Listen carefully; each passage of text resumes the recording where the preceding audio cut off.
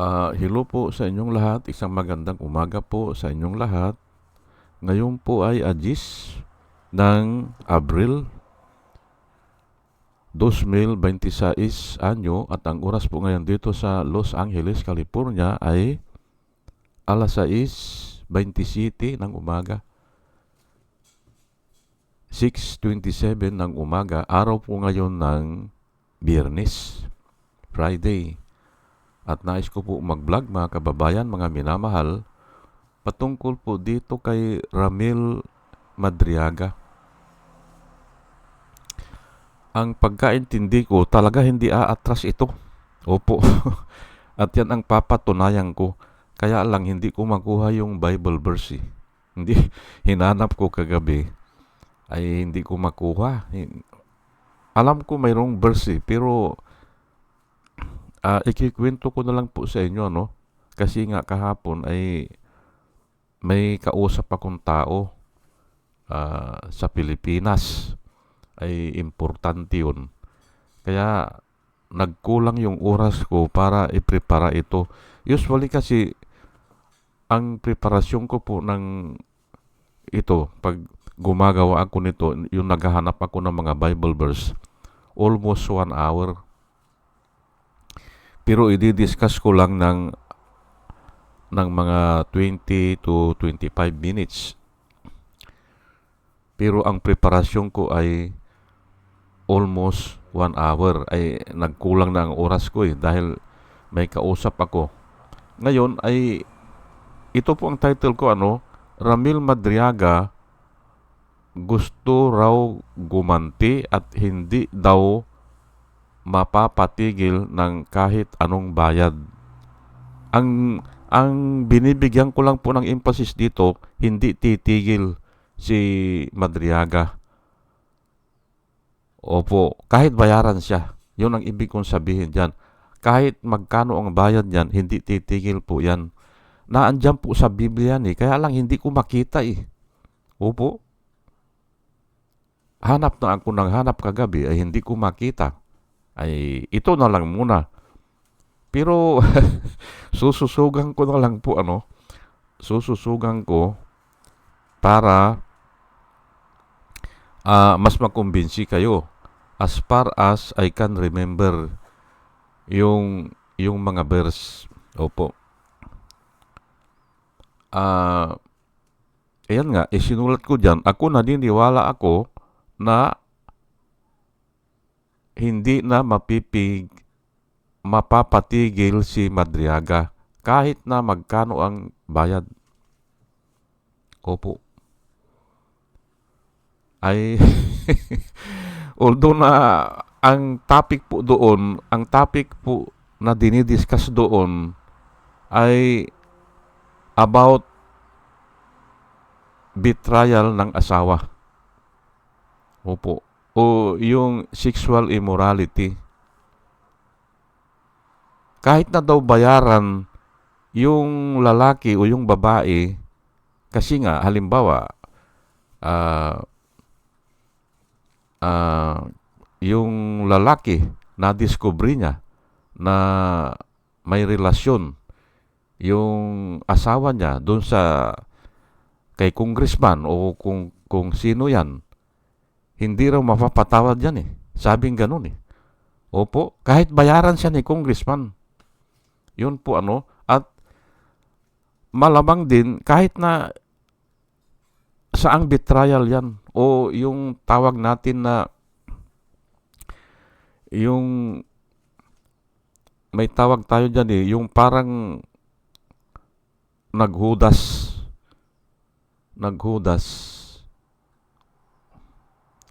o hindi tumupad sa kasunduan. Yun. Hindi raw titigil yung isa hanggang hindi makaganti. Totoo po siguro. Totoo po yan. Kaya ay bibigyan ko na agad ng example yan. Si Jojo Marbinay, hindi ba? At saka yung si Vice Mayor Modesto Mercado. Yung Vice Mayor niya, pinangako ang pala niya. na sa susunod ikaw na ang mayor. Ay pero hindi naman siya kinakandidato. Ang piling niya binitri siya, hindi ba? Ang piling ni Mercado binitri siya kasi nga ay si Junjun ang mayor eh. At saka yung asawa eh. Ay binitri na rin niya, hindi ba? Ayan po eh. To get even. Ano? Sino pa? Si Chavit Singson at saka si Joseph Estrada. Hindi ba? Ano ang feeling ni Chavit Singson? Binitray siya. Kasi nga ang kinuhang overall, hindi ba? All in charge sa huwiting na ay si Atong Ang. Ay tika muna, sabi niya ay ako ang kasangga mo eh, hindi ba? Ay bakit ibigay mo kay Atong Ang? Ayan, binitray na rin niya si Joseph Estrada. Ganon po yan eh. Hindi titigil hanggang hindi maka-get even o makaganti. Yan po ang ipapaliwanag ko sana. Kaya lang, hindi ko makita yung Bible verse eh. At ang dami po niyan. Pero yung time will not allow me. Time will not allow me to give an example. Tama na yung dalawa. At ito ngayon, pangatlo ngayon si Madriaga. Hindi ba? Kasangga ito ni Sara Duterte. Lahat ng mga lihim, alam niya. Confident nga eh. Close friend the most trusted friend. Ayan po eh. Ngayon, nung nagkakaso sila nung nagkaroon ng kaso si Madriaga kay Harry Roque, pinili ni Sara si Harry Roque. Ayan po eh. Hindi ba betrayal yan? Hindi ba? Ang piling ngayon ni Madriaga, binitray siya ni Sara Duterte. Kaya mag-get even siya. Ay isusuplong naman niya. Iyan po ang buod ng aking paliwanag. Hindi po mababayaran yan. Hindi. Ang gusto niyan talagang, ay ako, binitray mo ako. Tapos ayan po yan po ang natural sa tao. Bihira po ang tao na sa tanda ko po na ito, magsi-68 na ako, bihira ako nakakarinig ng tao na nagsasalita, pero mayroon pa rin. Mayroon, usually yung mahihirap. Sir, kuwan ko na lang, sir, sabi niya, ipasa Diyos ko na lang. Hindi naman natutulog ang Diyos eh. Ayun. Nung alam niya na binitray siya, o alam niya na niloko siya. Yung po ang ibig sabihin niya, niloko siya o niloloko siya. Ipapasa Diyos ko na lang, sir. Ganon siya. Yung iba na nakausap ko, at ay iba-iba po tayo ng pananampalataya po eh. At kahit nasa kahit anong bagay po yan, iba-iba eh. Nung nasa Saudi ako, ay nagtatrabaho kami sa amusement park. Ang dami naming napupulot na ginto. Opo. Kasi nga, naiiwan na doon sa park. Opo. Kaya umaga pa lang, unahan kami na titingin eh. Doon sa mga rides. O doon sa mga damuhan o doon sa nilalakaran nila. May napupulot kaming mga ginto, mga pulsiras, ganyan, mga singsing. Ngayon, nung isang araw, may kasama ako na Bisaya. Na naglalakad doon sa park. Pero hindi ko siya under kasi siya sa food service siya eh. Yung nagluluto sila ng ng French fries. Yun po eh. Yun ang trabaho niya. Ay ako naman ay maintenance naman ako. Nakakita kami ng ginto doon sa nilalakaran namin. Sabay naming nakita. Ngayon ay pero siyang nakadampot.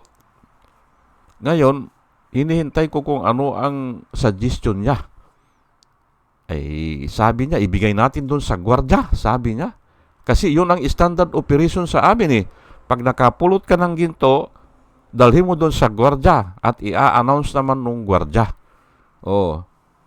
At yung nawala naman ng ginto ay kukunin doon pero i-identify niya muna. Kaya hindi rin niya pwedeng makuha nang hindi niya nak-identify paano kalaki, ganyan. Ano ba yan? Singsing ba yan? O pulsiras? O ano? Ganun po. O ano ang design? Ganun. Bumilib ako doon sa Bisaya na yun, kako mabait na tao ito. Kasi yung iba, hindi na binibigay sa gwardya eh. Kinukuha na nila yung tinatago na nila at iuuwi na nila sa Pilipinas. Ganun po eh. Iba-iba nga ang tao. Ay ito nga, itong betrayal na ito, ang unang nagbetray kasi dyan ay si Sarah. Binitray niya si Madriaga. Ngayon, ang gagawin naman ni Madriaga, ibibitray naman niya si Sarah. At palagay ko, ang gusto niya, makulong yan. Kasi nakakulong ngayon si Madriaga eh. Sa kasong, aywan ko, gawa-gawa lang ata yan, hindi ba? Gawa-gawa lang ni Harry Roque. Ay pwede naman kasi konektado naman si Harry Roque kay Sarah. Konektado eh. Kaya, yan ang nakikita ko dyan. Kukuha ng pagkakataon na makaganti ito si Madriaga. At yun na nga ang sinasabi ko, kahit bayaran yan, hindi mapipigilan yan. Kasi nasaktan na siya eh. Hindi ba? Pero nga, ang sinasabi ko, yung dinidiscuss sa Biblia, more on yung sexual immorality, yung adultery. Yun po. Hindi raw talaga hindi raw papayag yung lalaki na okay, tatanggapin niya ang bayad, hindi ba? Tatanggapin niya yan, pero later on hahanap din siya ng pagkakataon para makaganti. Totoo siguro 'yon. Ay kayo po ang kayo po ang maghusga o kayo ang mag-judge kung totoo yan nakasulat sa Biblia. Hindi raw papayag yung lalaki na hindi makaganti patungkol dyan sa sexual immorality. At mayroon din akong nababasa na ganyan. Bigla na lang sinaksak yung tao. Pero matitrace, ang dahilan ay dahil nga dyan yung pagsisilos o pagtataksil o yan nga sexual immorality. At kasama natin dyan ganyan. Kasi pagtataksil din po yan eh, hindi ba? Inaasahan mo na kaibigan mo, hindi ba? Inaasahan mo, natutulungan ka, pero, ay, yun na nga, ay kumampi pa kay Harry Roque. Ay hindi balik kung tama yung kaso eh. O tunay yung kaso, o totoo yung kaso. Ay gawa-gawa lang eh. Hindi ba? Sino ang kinuha ng mga reklamador? Kunyari, yung mga Taiwanese. Nagreklamo yung Taiwanese. Ay ang problema dyan ay bakit inuuna ng husgado ang mga Taiwanese? Wala silang biring, wala silang personality. Kasi nga, baka mga outlaw yan eh, sa ibang bansa. Hindi ba? Bakit bibigyan sila ng pagkakataon na magdemanda? Dapat ay alamin muna kung sino sila. Hindi ba? Kung law-abiding citizen sila o mayroon silang property na ay baka yan pagkabigay ng kaso umalis na yan. Wala, ikukulong na si Madriaga.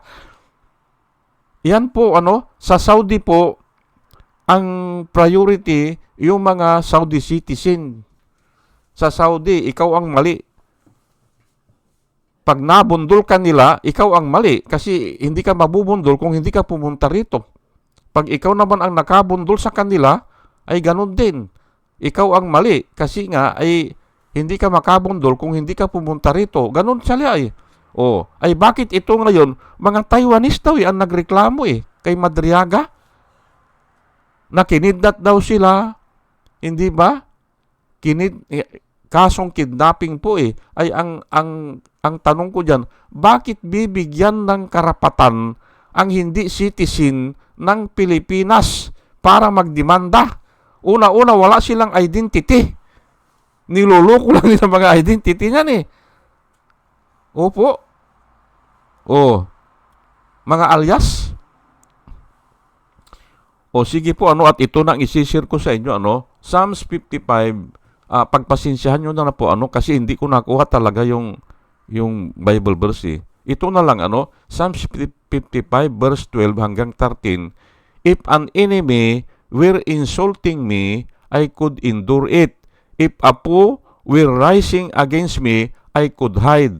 But it is you, a man like myself, my companion, my close friend. Ayan po eh. Kaya nga, mawiwindang dito si Sarah pag nag-testify yung dati niyang kaibigan. Pag isinuplong siya nung dati niyang kasamahan o dati niyang confidant o may close friend.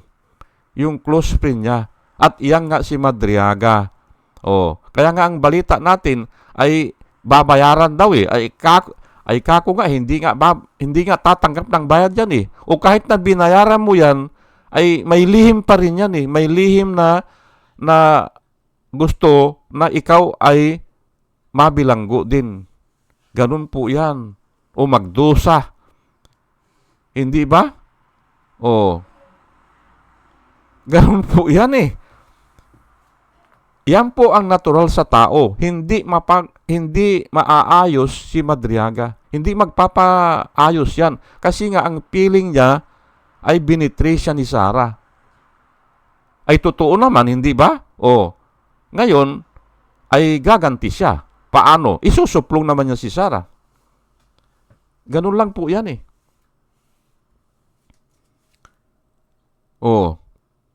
Wala yang mga kwan na yan, yung mga peace offering na yan, o yung mga bayad yan, o may mga emisary na pupunta na, gusto mo, 1 bilyon? Wala yan. Maniwala po kayo sa akin, kasi nga ay hindi ko lang makuha yung Bible verse eh. Pero, ang natural sa tao ay gaganti eh. Maliban na lang kung born again ka, ay hindi na eh. Ipapasa Diyos mo na lang eh. At Diyos na ang bahala dyan. Hindi ba? Katulad yung kay Digong, hindi ba? Yung mga pinagpapatay na tao, mahihirap. Ano ang sinasabi ng mga kamag-anak? Nung tinatanong sila,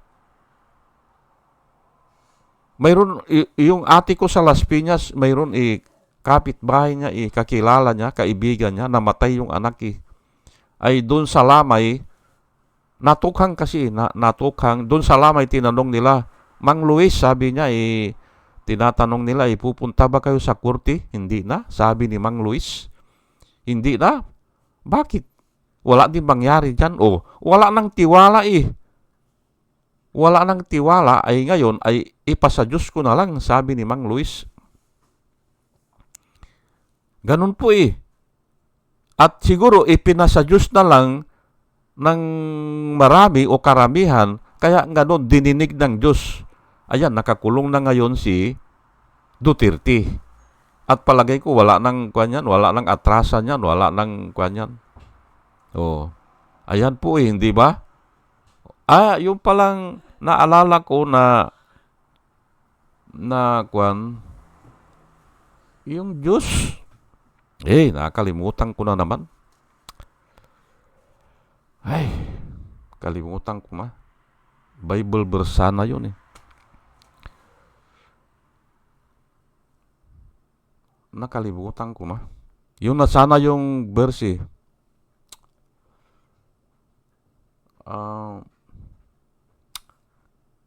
yung parang ganito yung burnt offering you do not desire,